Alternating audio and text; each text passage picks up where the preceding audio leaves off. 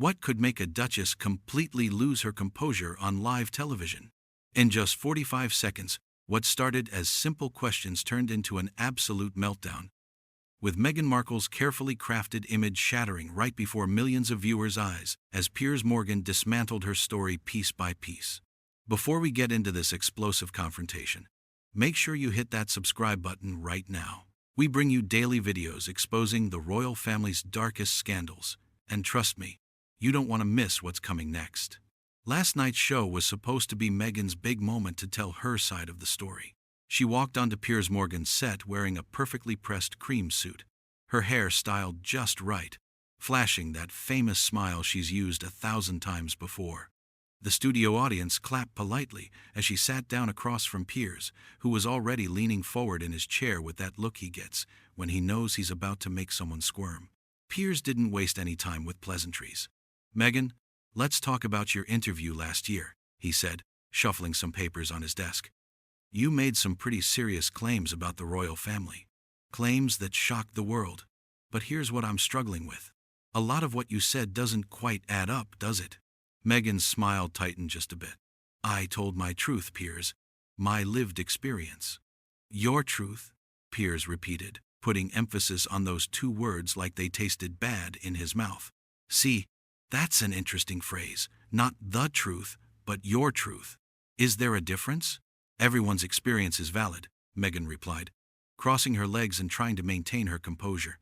"What I went through in that family was real.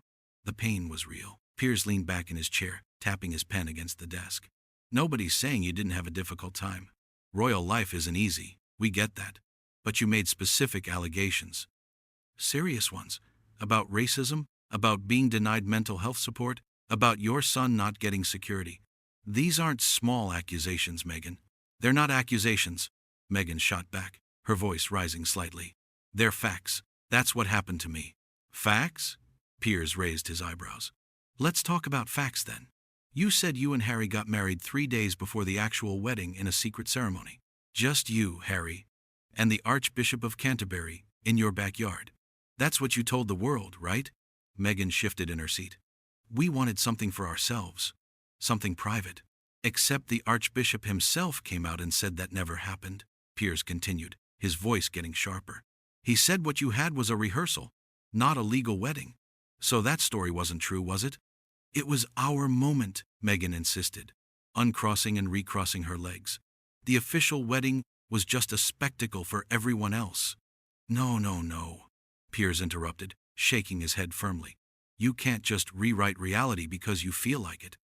Either you got married 3 days before the big wedding, or you didn't. The person who would have married you says you didn't. That makes your story false. Do you understand how that looks?" The audience had gone completely silent. You could feel the tension building in the studio like a storm about to break. Meghan's jaw tightened. "I'm not here to be interrogated like I'm on trial, Piers."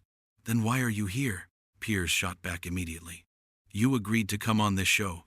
You knew what kind of interview this would be. Or did you think I was just going to let you sit there and spin whatever story you wanted without any pushback?" "I came here to have a conversation," Meghan said, her voice harder now. "Not to be attacked." "Asking questions isn't an attack," Piers countered.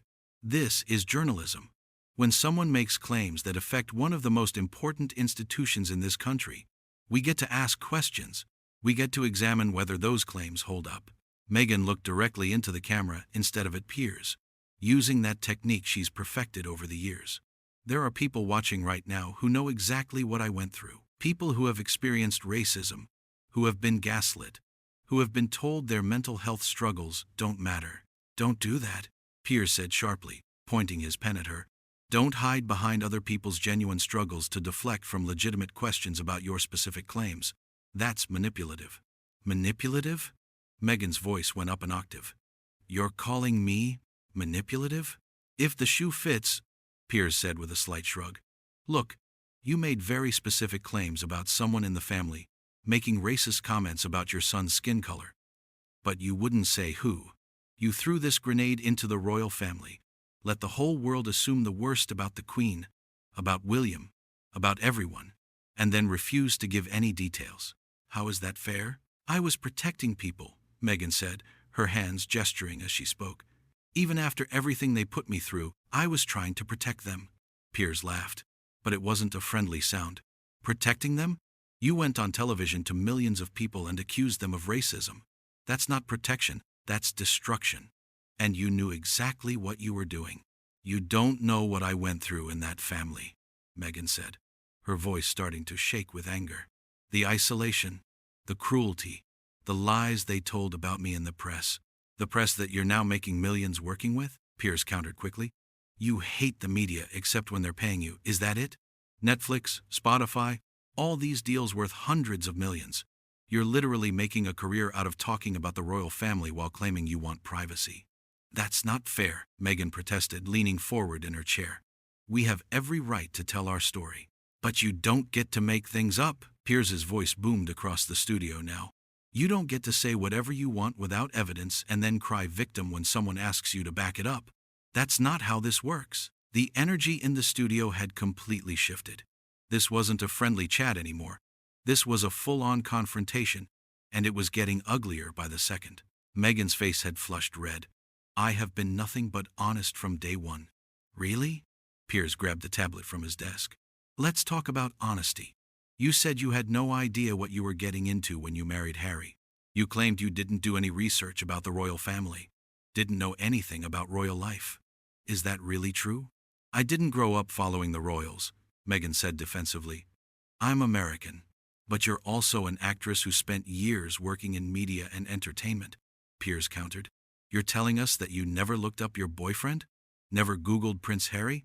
Never learned anything about what being a royal meant before you married him? Come on, Meghan, nobody believes that. I went into it naively, Meghan insisted. I thought love would be enough. Piers set down the tablet and looked at her with what could only be described as complete disbelief. You dated a prince for 2 years, got engaged, planned a massive royal wedding, and you want us to believe you did zero research? That you were just some innocent girl who stumbled into royal life completely unprepared? That's insulting to everyone's intelligence. Why would I lie about that? Meghan demanded. Because it makes a better victim story, Piers exploded. The poor American actress who didn't know what she was getting into, destroyed by the big bad royal family. That's the narrative you've been selling. And it's garbage. How dare you, Meghan said, standing up slightly in her seat before sitting back down. You have no idea what it's like to be attacked every single day in the tabloids. Oh, here we go with the tabloids again, Piers said, rolling his eyes. Meghan, every single member of that family gets attacked in the tabloids. Kate gets ripped apart constantly. William gets criticized. Charles got destroyed for years. But they don't run away and then spend years doing interviews complaining about it. They're not people of color, Meghan shot back. They don't face the same kind of hatred. So now anyone who criticizes you is automatically racist, Piers challenged. That's a convenient way to shut down any legitimate criticism, isn't it? Just call everyone racist and suddenly you're untouchable. That is not what I said. Meghan's voice was rising to a near shout now. But the racism was real. The things people said about me, about my baby, were disgusting. And those people should be condemned, Piers agreed. Actual racists should absolutely be called out. But you've conflated legitimate criticism with racism. You've made it so that nobody can question you without being labeled a racist. And that's a serious problem. Meghan was visibly angry now, her carefully maintained composure cracking. You've been attacking me for years, Piers. Before I even married Harry, you had it out for me. Oh, now we get to the real issue, Piers said with a cold smile. This is personal for you, isn't it? I stopped responding to your messages years ago and you've never forgiven me for it. The audience gasped. This was news to everyone watching. That is completely irrelevant, Meghan said quickly, but her face had gone even redder. Is it? Piers pressed. We had a nice drink years ago. We chatted, exchanged messages, and then you met Harry, and suddenly, I didn't exist anymore. I got ghosted. And ever since then, you've hated that I won't just blindly support everything you do. This has nothing to do with that, Meghan insisted, but her voice lacked conviction. It has everything to do with that, Piers countered. You can't stand that I see through the act, that I'm willing to call you out when you contradict yourself, or when your stories don't add up. You want everyone to worship you like you're some kind of saint, and I won't do it. I have never asked anyone to worship me, Meghan said through gritted teeth. I just want to be treated with basic human dignity. Then stop lying, Piers' voice echoed through the studio. Stop making up stories. Stop playing the victim. You live in a mansion in California. You have millions in the bank. You have a platform that most people would kill for. You are not some oppressed victim. Meghan stood up suddenly, pulling off her microphone. I don't have to sit here and listen to this bullshit. There it is, Piers said, leaning back in his chair with his arms crossed. When the questions get too hard, just storm off. Very mature, very princess-like. I'm not a princess anymore, Meghan snapped, throwing her microphone onto the chair. And I don't have to take abuse from someone like you. Asking questions is not abuse, Piers called after her as she started to walk toward the edge of the set. But you've spent so long in your echo chamber, where everyone tells you you're perfect that you can't handle anyone challenging you anymore. Meghan spun back around, furious. You know what your problem is, Piers? You're bitter. You're bitter that I didn't want to be your friend. Bitter that I chose Harry over giving you attention. And you've been punishing me for it ever since. My problem? Piers stood up now, too, matching her energy. My problem is that you went on television and trashed a 95-year-old woman who had just lost her husband. You kicked the Queen when she was down, and you did it for money. That's my problem with you. The studio had erupted into chaos. Some audience members were trying to clap, others were booing, and the producers were frantically gesturing from behind the cameras. The Queen is protected by an entire institution, Meghan shouted back. I had nobody. I was alone in that family, and nobody helped me. You had Harry, Piers yelled. You had staff. You had millions of pounds at your disposal. You had the best security in the world. But nothing was ever good enough for you, was it? You wanted to be the star, the center of attention, and when you realized you'd always come second to William and Kate, you threw a tantrum and left. That is a complete lie. Meghan was shaking with rage now. You don't know anything about what happened. Then tell us, Piers challenged. Give us proof. Show us evidence. But you can't, can you?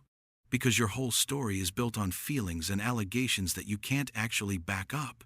I don't need to prove anything to you, Meghan said, her voice cold and hard. I know what I experienced. Harry knows what we experienced. That's enough. It's not enough when you're accusing people of racism on television, Piers roared. It's not enough when you're destroying people's reputations. You don't get to just make serious allegations and then hide behind my truth when someone asks for actual evidence. Meghan grabbed her purse from beside the chair. This interview is over. Of course it is, Piers said with a bitter laugh. Run away, just like you ran away from everything else. From your family, from your friends, from your country. That's what you do when things get hard, isn't it? You run. Screw you, Piers, Meghan shot back, and there was real venom in her voice now. You're a bully who hides behind journalism to attack people. Everyone sees through you. And you're a liar who hides behind victimhood to avoid accountability? Piers retorted instantly. Everyone sees through you. That's why your popularity keeps dropping. People are waking up to what you really are. What am I then? Meghan demanded, taking a step back toward him. Say it. Tell everyone what you really think. Piers didn't hesitate. You're someone who saw an opportunity to marry into the most famous family in the world. Thought you could change centuries of tradition to revolve around you, and when that didn't work out, you burned it all down on your way out the door. You're a manipulator who plays the race card and the mental health card whenever someone dares to question you. You're someone who claims to want privacy while doing everything possible to stay in the spotlight. That's what I think. The silence that followed was deafening. Meghan's face had gone from red to almost white. Her hands were clenched into fists at her sides. You have no idea what you're talking about, she said quietly, but her voice was shaking. No idea at all. Then prove me wrong, Piers said, sitting back down in his chair. Sit back down. Answer the questions. Give us something concrete instead of just feelings and accusations. Show everyone watching that I'm wrong about you. For a moment, it looked like Meghan might actually sit back down. She stood there, trembling with anger, staring at Piers with pure hatred in her eyes. Then she turned and started walking toward the exit. That's what I thought, Piers called after her. Can't handle the truth, "So you're running away again? Give Harry my regards. Tell him I'm sorry his wife can't handle a simple interview." Meghan didn't turn around. She just kept walking, her heels clicking loudly on the studio floor. A producer tried to stop her, reaching out to touch her arm, but Meghan jerked away and kept going. "Ladies and gentlemen," Piers said, turning to the camera as Meghan disappeared through the studio doors, "that right there is what happens when someone who's used to softball interviews meets actual journalism. When you build your entire story on sand, it falls apart the moment someone applies any pressure." The studio doors slammed shut behind Meghan with a bang that echoed through the entire space. Piers sat there, straightening his papers, looking directly into the camera with a satisfied expression. "We invited Meghan here tonight to answer some questions," he continued. "Simple questions about statements she's made publicly. And she couldn't do it. She couldn't handle being challenged. Instead, she threw a fit and stormed off, which I think tells you everything you need to know." Behind the cameras, producers were having frantic discussions, trying to figure out how to proceed with the show. But Piers just kept talking. "You know what the real tragedy is here? There are real victims of racism in this country. Real people suffering from mental health issues who can't get help. And Meghan has co-opted their struggles, wrapped herself in their pain, and used it as a shield against any criticism. That's not brave. That's not speaking truth to power. That's exploitation." He paused, letting that sink in. "I tried to have a civil conversation tonight. I asked fair questions based on statements she herself has made publicly. And look what happened. This is the problem with celebrity victimhood culture. People like Meghan want all the benefits of being in the public eye, the money, the fame, the platform, but none of the scrutiny that comes with it. They want to make serious allegations without being asked to back them up. They want to tell their side of the story, without anyone questioning whether that story is actually true." Piers looked down at his notes one more time before looking back up at the camera. "Meghan Markle came on this show tonight and showed everyone exactly who she is. Someone who cannot handle being challenged. Someone who storms off when confronted with inconvenient facts. Someone who would rather play the victim than engage in honest dialogue." He shrugged slightly. "I rest my case." Outside the studio, Meghan was already in her car, slamming the door shut. Her security team scrambled to get into position as the driver started the engine. Through the tinted windows, you could see her on her phone, probably calling Harry, probably already spinning the story of what had just happened to make herself look like the victim once again. But back in that studio, the evidence of what really happened was clear. The empty chair where she'd been sitting, the microphone she'd thrown down, the questions she'd refused to answer. Piers Morgan had done exactly what he'd set out to do. He'd asked the questions that everyone had been thinking. He'd pushed past the carefully crafted PR statements and the victim narrative. And when he did, Meghan's whole story had collapsed. She'd come onto that show thinking she could control the narrative like she'd done in every other interview. She thought she could give her rehearsed answers about truth and experience and pain, and everyone would just nod along sympathetically. But Piers hadn't played that game. He'd treated her like he would treat any public figure making serious allegations, with skepticism and hard questions, and she couldn't handle it. The dramatic exit, the refusal to engage, the personal attacks when the questions got too tough, it was all captured on camera. Millions of people had watched it happen in real time. There was no way to spin this one. No way to claim she'd been ambushed or treated unfairly. She'd agreed to come on the show. She'd known what kind of interviewer Piers was. And when faced with legitimate questions about her own statements, she'd fallen apart. As her car pulled away from the studio, speeding off into the night, one thing was crystal clear. Meghan Markle had come on Piers Morgan's show hoping to control her narrative.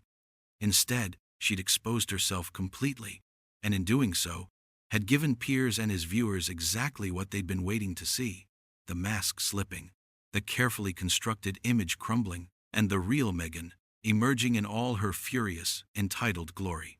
The empty chair on that stage said more than any words ever could. When the questions got real, Meghan ran, and everyone had seen it happen.